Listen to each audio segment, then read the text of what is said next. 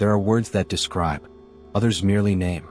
But there exists a secret formula, an ancient incantation, a truth waiting to be remembered: I am. This script is not just text. It is a doorway to you. For centuries, sages, prophets, alchemists, and artists have sought the essence of being, the hidden core from which all is created. And there it was, silent, powerful, latent. 2 words that need no permission or explanation. 2 words that reveal and transform you: I am. This journey is crafted for you to awaken the power that already dwells within, to recognize the word as tool, ritual, and map. You're not here to learn something new, you're here to remember. Before we begin this video, remember to subscribe and give it a like.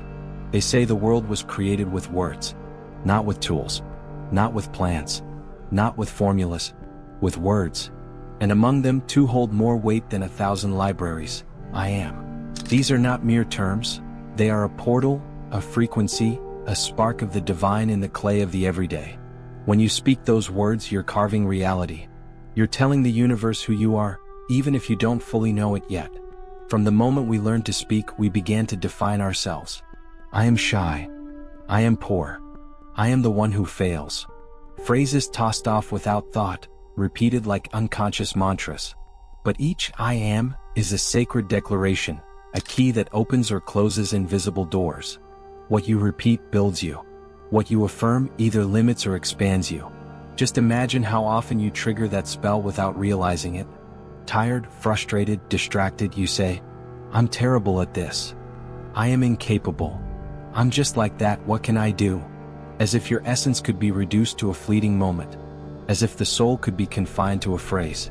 No, we've forgotten, but I am was the response divinity gave when asked its name.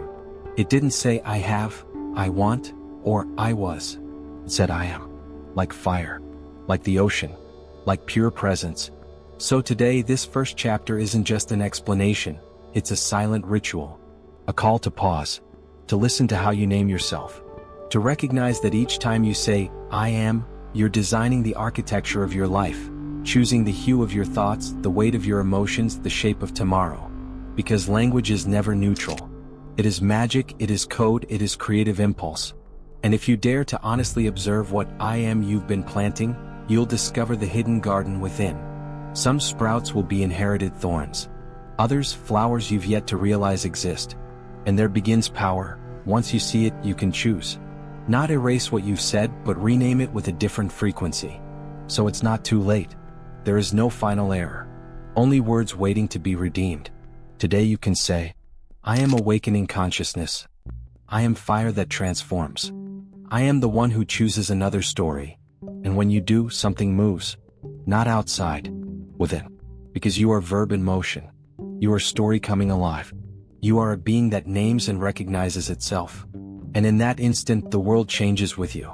For years, you were named without being asked. You were called nicknames, labels, diagnoses, others' expectations. The responsible one. The black sheep.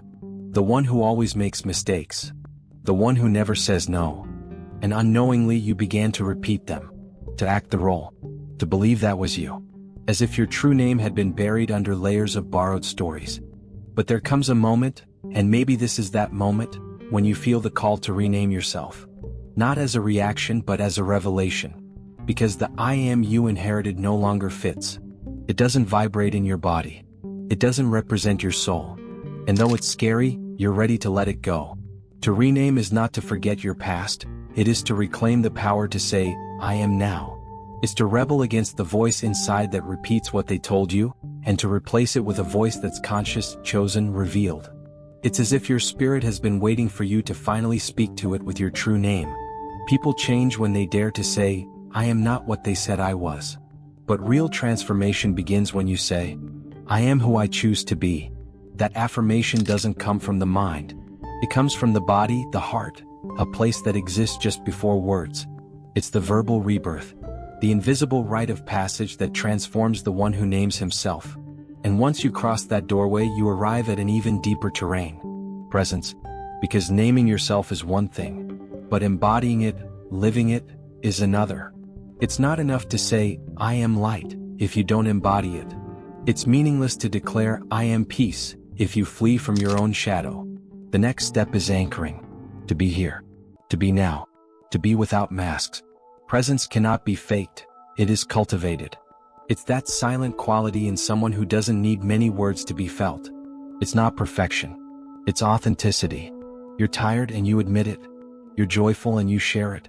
You're sad and you dwell there without fear. That is the embodied I am. Your body ceases to be something you carry around and becomes your altar. You begin to listen to it, letting it be the vehicle of your consciousness. You feel the air entering, the pulse in your hands, the vibration in your chest as you breathe deeply. And you understand you were never far from yourself. That word and flesh meet in silence. Presence is not avoiding the past or controlling the future. It is knowing that this moment holds everything. Your power, your story, your possibility. And if you can hold I am while inhabiting this moment, without forcing, without rushing, you've crossed the threshold. Because the one who renames and then embodies no longer needs the world's validation. They already know who they are. And that is enough. They say words have power. But some phrases don't just speak, they build. If you've arrived here, you know that I am is not a label or a magic spell. It's an inner alchemy. Now comes a deeper act. To use it to create. Because the one who renames and embodies is ready to declare. Not from desire, from certainty. You don't need to wait for something to change in order to name it. Change begins when you name it. That's how the active I am works. It doesn't affirm what you have, but what you choose to manifest. It's not about pretending that everything is fine. It's about planting from awareness. I am expanding strength, even if your body is tired. I am sustaining peace, even if the storm hasn't passed. Because the soul knows what it is. And when it speaks, the world listens. Many shape their days by inertia. You'll shape yours by design. Your morning affirmation will no longer be just a phrase. It'll be your daily liturgy, your conscious conjuring, your embodied prayer. And it doesn't have to be perfect, only true. Let it come from you like a purposeful sigh, like the first ray breaking the darkness. And that's where another mystery begins. Abundance, not as a hollow promise, as a consequence of identity. Because who you are creates what you attract. It's not magic, it's coherence. If you believe you are scarcity, you'll ask from fear. If you know you are source, you'll live from trust.